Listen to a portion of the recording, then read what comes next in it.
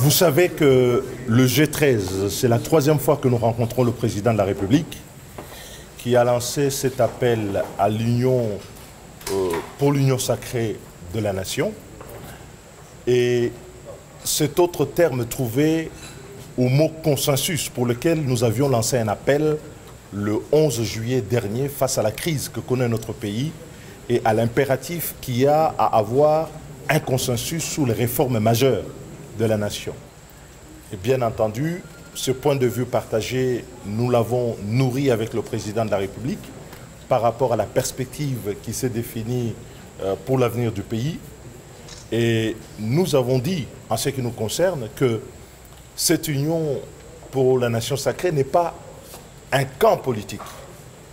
Il est une communion d'idées, de pensées et d'actions en faveur des réformes pour sauver le pays par rapport à la crise que le pays connaît aujourd'hui. Bien entendu, le président de la République, qui est le garant de l'unité nationale et qui est le symbole de cette unité, a des initiatives qu'il va prendre à la suite de ces consultations et nous serons très attentifs aux conclusions qu'il en tirera et de l'effet que cela pourrait avoir sur l'avenir de notre pays. Mais nous considérons à cette étape que cette initiative est une initiative salvatrice que tout le monde devrait soutenir pour sauver la nation et le pays. Vous êtes pour ou contre le maintien de la coalition CACH-FCC? Écoutez, la coalition CACH ou FCC ne sont que de composition en regard de ce qu'est l'intérêt général.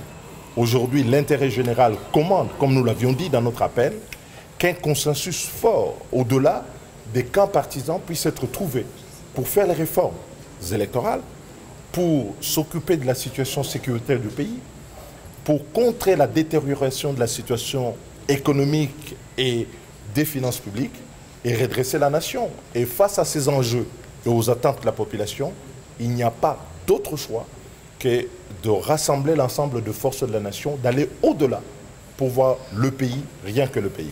Oh, certains sont absents parce qu'ils ont d'autres occupations, mais rassurez-vous, le G13 est au complet avec l'ensemble des membres que vous connaissez.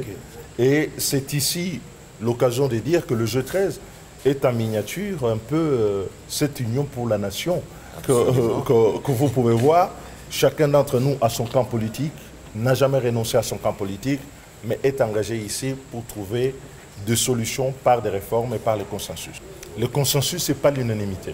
Le consensus, c'est la tendance majoritaire et essentielle, c'est la tendance dans l'opinion du pays, et il faut que les politiques que nous sommes puissions à un moment donné intégrer que ce pays n'est pas un bien qui nous a été vendu par notre peuple. Ce pays appartient au peuple et appartient à l'opinion nationale, appartient à nous tous, et que face au problème, il faut engager toutes les énergies pour trouver des solutions. Nous avons eu une bonne séance de travail avec le président de la République et nous avions été honnêtes vis-à-vis de lui et vis-à-vis de nos propres consciences pour dire que bon, la crise qui est maintenant là a de responsabilités partagées, que ce soit du côté du CACH ou du FCC. Il faut trouver maintenant des solutions.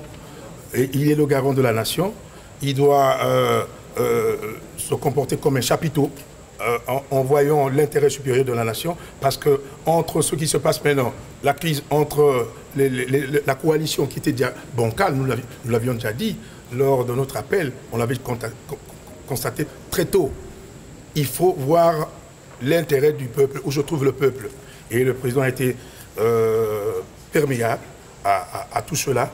Et nous lui avons demandé également que dans tout ce qu'il va faire, après, il faut qu'on évite qu'on puisse rester dans une logique de confrontation. Parce que quand il y a confrontation, les conséquences sont imprévisibles pour tout le monde. Le président de la République nous a dit clairement que lui n'abandonne pas l'accord. C'est ce qui nous a été communiqué par le président de la République lui-même.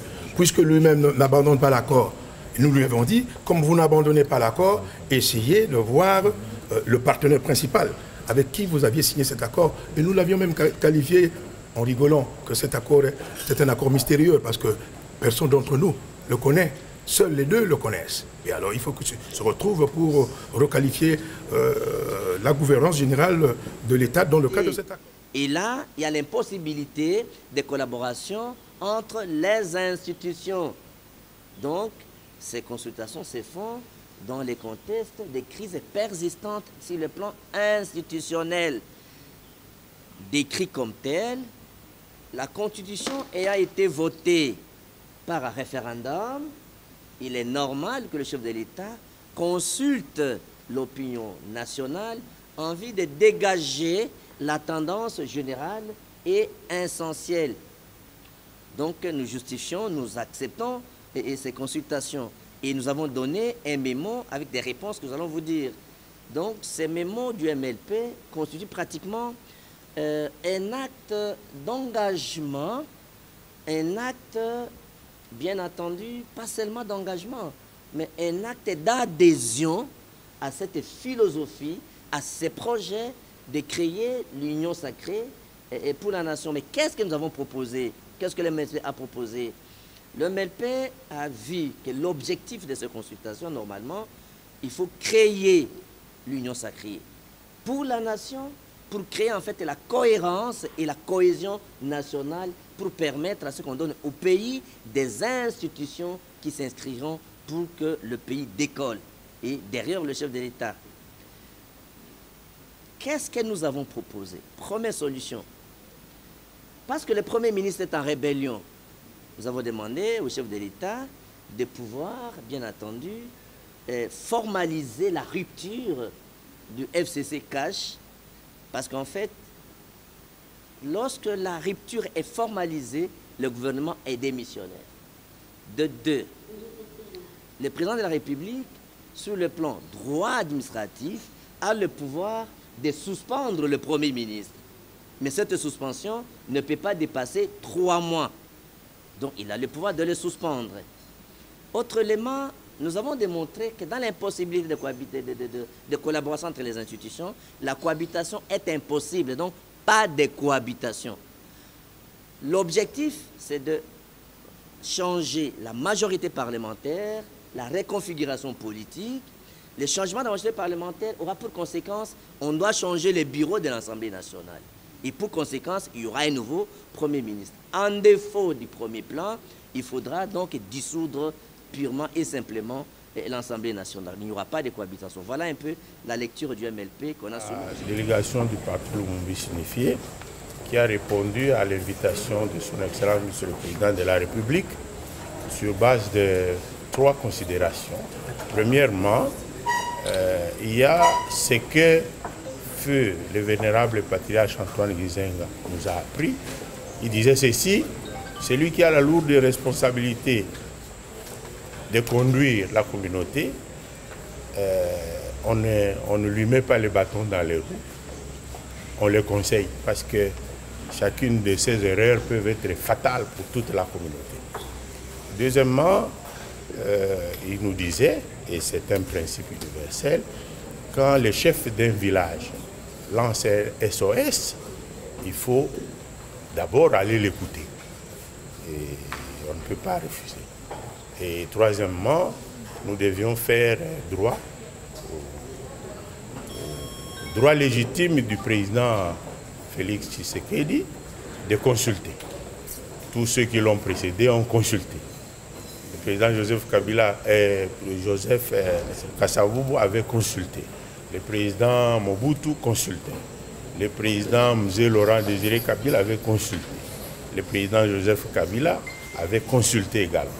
Et pourquoi pas le président Félix Tshisekedi lorsqu'il y a des problèmes qui regardent le devenir de la nation, lorsque, en sa qualité de responsable numéro 1 de la conduite de la communauté nationale, de la nation, il estime qu'il y a des menaces et des défis existentiels auxquels il faut faire face par une mobilisation générale de toutes les ressources. C'est dans ce cas donc que nous avons répondu à cette question. Quelles ont été donc vos propositions ou vos suggestions au chef de l'État par rapport à la crise actuelle? Le chef de l'État nous a fait part de sa lecture de la situation et comme je vous ai dit, il a surtout évoqué ces menaces existentielles et ces défis communs que nous devons tous relever en faisant une mobilisation de toutes les capacités de la nation. Et nous, pour être sérieux avec cette sollicitation du président, nous ne pouvions que lui demander de bien vouloir comprendre que nous structurions mieux notre réponse, que nous soyons plus complets dans un écrit qu'on lui fera parvenir bientôt et le président a agréé. Et le Palou est pour contre le maintien de la coalition CACH-FCC?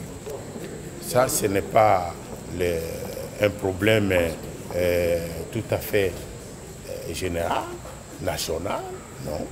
C'est un problème particulier, mais les problèmes nationaux, généraux qui concernent existent et c'est sur ça que le président nous a essentiellement focalisé pour qu'on puisse réfléchir et chercher des solutions.